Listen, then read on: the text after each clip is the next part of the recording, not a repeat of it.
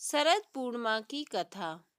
शरद पूर्णिमा का व्रत अश्विन माह क्वार की पूर्णिमा को किया जाता है। इसे शरद पूर्णिमा के अलावा सुहाग पूनम भी कहते हैं। इस व्रत में महिलाएं दिन भर भूखी रहती हैं, अर्थात उपवास करती है, अन्न नहीं खाती हैं। इस व्रत में तुलसी क्यारे की पूजा होती है तथा उस पर पूनम माता और चांद सूरज बनाकर उनकी पूजा की जाती है और पूजा करके सुहाग सामग्री ब्लाउज पीस चूड़ा बिछिया टीकी मेहंदी कंकु काजल इत्यादि चढ़ावे और सुहाग सामग्री व्रत करने वाली किसी भी सुहागिन महिला को दे दें। रात को चंद्रमा निकलने के बाद चंद्रमा की पूजा करके अर्घ देते वक्त यह दोहा बोलती जाए।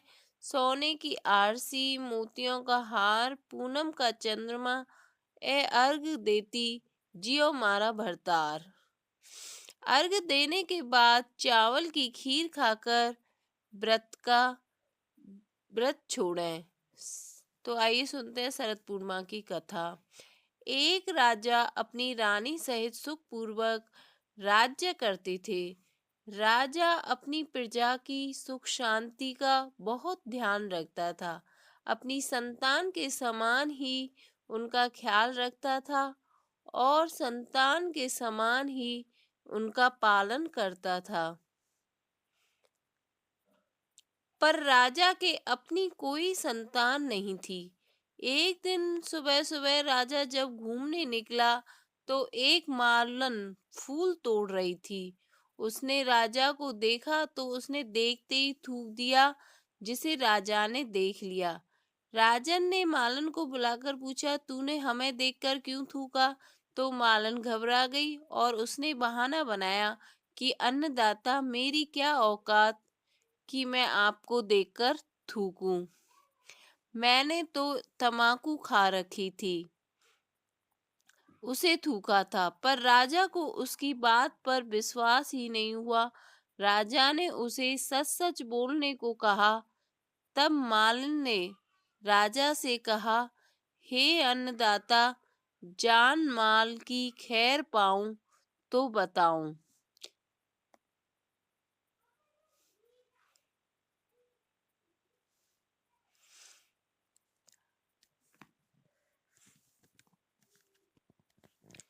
राजा ने कहा कि तेरे लाख गुना माफ किए तो ये भी करूंगा, तू सही बात बता। तब मालिन बोली, माए बाप, यदि कोई बांझ बांझन का मुंह सुबह सवेरे देख ले तो उसे दिन भर रोटी पानी नहीं मिलता है, सारे दिन भूखा रहना पड़ता है। तब राजा ने कुछ सोचकर कहा कि चल, आज तेरा न्योता हमारे महल में है, हम देखते हैं कि कैसे तुझे आज रोटी पानी मिलती हैं या नहीं मिलती हैं। यह सुनकर मालन बहुत खुश हुई कि आज महल में खाना खाने जाना है। वो घर पहुंची तो अपने पति से कहा, आज मुझे राजा ने महल में खाने का न्योता दिया है, मैं महल में भोजन करने जाऊंगी। ये बात सुनकर उसका पति आग बबूला हो गया और उसे गाली देने और मारने लगा और कहा, खबरदार, जो बाहर गई तेरी टांगें तोड़ दूंगा। उसे कमरे में बंद करके ताला लगा दिया और उसे रोटी पानी कुछ भी नहीं दिया। सारे दिन उसे भूखा ही रखा। खाने पर जब मालन खाना खाने नहीं आई तो राजा ने नौकर को उसके घर भेजा तो पता चला कि उसके पति ने उसे मारा और बिना रोटी पानी दिए कमरे में ही बंद कर दिया। तो राजा को बहुत दुख हुआ और उसने एक थाल लगवाकर उसके घर खाना भेजा। पर जैसे ही नौकर ने थाल दरवाजे के चौखट पे रखा, वैसे ही चील आई और चील ने झपट्टा मारकर थाल जमीन पर गिरा दिया और वो भोजन सारा ही खराब कर दिया।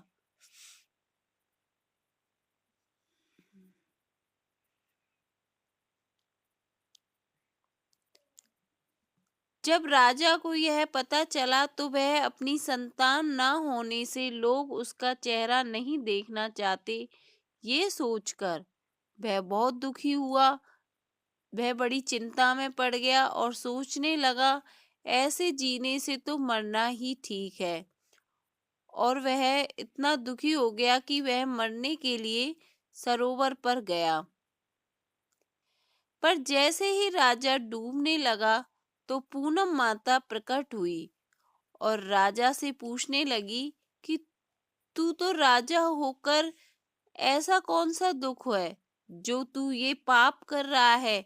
आज मेरे सरोवर को भी पाप का भागीदार बना रहा है। तब राजा ने पूनम माता को बताया, मेरे कोई संतान नहीं है, लोग मेरा मुंह नहीं देखना चाहते हैं, इसलिए मैं मरना चाहता हूँ। तब पूनम माता ने कहा, पुत्र तेरे भाग्य में संतान नहीं है, पर मैं तेरी सेवा से प्रसन्न हूँ और तुझे मात्र 12 वर्ष के लिए एक पुत्र देती हूँ। अब तू अपने महल में जा। राजा महल में आ जाता है और रानी को सारी बात बताता है। तब रानी कहती है, इतने दिन के लिए ही सही, पर अब लोग हमें बांझ बांझर तो नहीं कहेंगे। समय आने पर रानी के पुत्र पैदा हुआ। राजा के पुत्र होने पर राज्य में खुशियां मनाई गईं, गरीबों को दान दिया गया, बधाइयां बंटवाई गईं। राजमहल में रोज नए उत्सव होने लगे, चारों तरफ खुशियां मनाने लगे। इस प्रकार राजकुमार बड़ा होने लगा और वह 11 वर्ष का हो गया। अब रानी जी को चिंता होने लगी कि 1 वर्ष बाद हमारा बेटा चला जाएगा, माता जी इसे वापस ले लेंगी, क्यों ना इसका विवाह करवा दें, तो महल में बहू के आने से कोई तो रहेगा। जब रानी ने राजा को यह बात बताई तो राजा जी तैयार हो गए और योग्य कन्या ढूंढने के लिए निकल पड़े। राजा जी चलते चलते एक गांव में पहुंचे तो एक स्थान पर कुछ लड़कियां धूल से घर बनाकर खेल रही थीं। शाम हो जाने के कारण कुछ ने तो अपने घरों को मिटा दिया था, पर एक लड़की ने अपना घर नहीं मिटाया। और जब उसकी सहेलियां उसके घर को मिटाने लगी तो उन्हें भी मना कर दिया और कहा कि हमारे हाथ से बनाया घर ही हम मिटाएंगे तो हमारा घर बार भी मिट जाएगा, इसलिए मैं मेरा घर किसी को मिटाने नहीं दूंगी। राजा ने जब उसकी बात सुनी तो उन्हें वह लड़की बहुत समझदार लगी और राजा उसके पीछे पीछे चल दिया और वहां जाकर लड़की के पिता से अपने बेटे के लिए उनकी बेटी का हाथ मांगा। तब लड़की के पिता बोले, हम तो बहुत गरीब किसान हैं और आप राजा हो, आपका हमारा क्या मेल। पर राजा ने उन्हें समझा बुझाकर विवाह के लिए राजी कर लिया। शुभ लग्न में दोनों का विवाह कर दिया। कुंवर और कंवरानी बड़े आनंद से रहने लगे, पर जैसे जैसे 12 वर्ष पूरे होने के दिन नजदीक आने लगे, राजा रानी दोनों चिंतित रहने लगे। कुंवरानी ने कई बार अपनी सास को चिंतित देखा तो एक दिन हिम्मत करके पूछ लिया कि आप इतनी चिंतित क्यों हो? क्या मैं आपको पसंद नहीं हूँ? तो रानी ने कहा कि ऐसी कोई बात नहीं है, ऐसा मत सोचो। पर जब कंवरानी ने जिद पर अड़ गई तो रानी ने उसे सारी बात बतानी पड़ी। कंवरानी पहले तो चिंता में पड़ गई, फिर विचार करके उसने रानी जी से कहा कि आप हमारे लिए नगर के बाहर एक महल बनवा दें और उसमें हमारे रहने खाने पीने की व्यवस्था कर दें। रानी ने सोचा कि कुंवर जी तो वैसे ही कुछ दिन के मेहमान हैं, पर कंवरानी जो कह रही है वह भी करके देख लें। ऐसा सोचकर रानी ने राजा से कहकर उनके लिए अलग नगर के बाहर अलग महल की व्यवस्था कर दी। उसमें कुंवर कुंवरानी रहने लगे। कंवरानी महल में प्रत्येक पूनम पर व्रत करने लगी। जब सुहाग पूनम का दिन आया तो उसने तो कुंवर के लिए विधि विधान से व्रत रखा और पूनम माता की पूजन की तथा उनसे आशीर्वाद के रूप में अपने पति की लंबी उम्र मांगी और आशीर्वाद भी लिया। रात को कुंवर के सो जाने के बाद कंवरानी ने पलंग के चारों पायों के खूंट पर चौकी लगाकर उन पर अग्नि, जल, अन्न और धन की स्थापना की।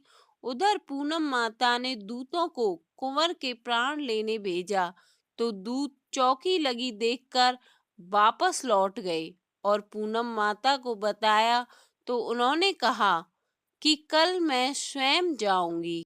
दूसरे दिन कंवरानी ने महल के पहले पड़ाव पर जल का कलश भरकर रखा, दूसरी चढ़ाव पर पहनने के लिए सुंदर वस्त्र और तीसरे चढ़ाव पर सुहाग की सामग्री और चौथे चढ़ाव पर खीर का कटोरा रखा और कंवरानी स्नान करके पूर्ण सुहाग सामग्री पहनकर दरवाजे पर खड़ी हो जाती है। जब पूनम माता वहां आती हैं तो पानी का कलश देखकर उसका मन स्नान करने का हुआ और उन्होंने स्नान किया और स्नान करते ही माता जी की थकान दूर हो गई और उनके मुंह से आशीष निकला कि तेरा सुहाग अमर रहे। स्नान के बाद सुंदर सुंदर वस्त्र धारण किए और खुश होकर पुत्रवती होने का आशीष दिया। अब जैसे ही आगे बढ़ी तो सुहाग सामग्री देखकर माता जी ने अपना पूरा श्रृंगार किया, आभूषण पहने और आशीष देते हुए कहा कि मुझे सुहाग सामग्री देने वाली तेरा सुहाग अमर रहे, सदा सौभाग्यवती रहे। और आगे बढ़ने पर खीर का कटोरा देखते ही उनकी भूख जाग उठी और माताजी ने पेट भरकर खीर खाई और तृप्त होकर आशीर्वाद दिया कि मेरे लिए भोजन बनाने वाली तेरा भंडार हमेशा भरा रहे। अब जैसे ही माताजी ने दरवाजे से अंदर प्रवेश किया वैसे ही कंवरानी ने माताजी के पैर लगे तो माताजी ने आशीर्वाद देते हुए कहा, दूधो नाजे पूतो फल जय, 7 भाइयों की बहन हो जय, मीठो खा जय पीलो ओढ़ जय, घर में धन और लक्ष्मी का भंडार हो जय, जब तक गंगा यमुना में पानी रहे तब तक तेरा सुहाग रहे। इसके बाद पूनम माता कुंवर जी को लेकर जाने लगी तो कंवरानी ने हाथ जोड़कर प्रार्थना की कि हे माता जी, आप कुंवर जी को लेकर जाओगे तो अभी आपने जो आशीर्वाद दिए वो खाली चले जाएंगे, वे कैसे पूरे होंगे, कैसे मैं पुत्रवधू होंगी, कैसे मैं अखंड सौभाग्यवती होंगी। तब माता जी कहती हैं कि मैं तेरी परीक्षा ले रही थी, मेरे दिए हुए वचन कभी खाली नहीं जाते। और यह कहकर माता जी उसे पुनः आशीर्वाद देकर उसके सुहाग को अमर करके वहां से चली गईं।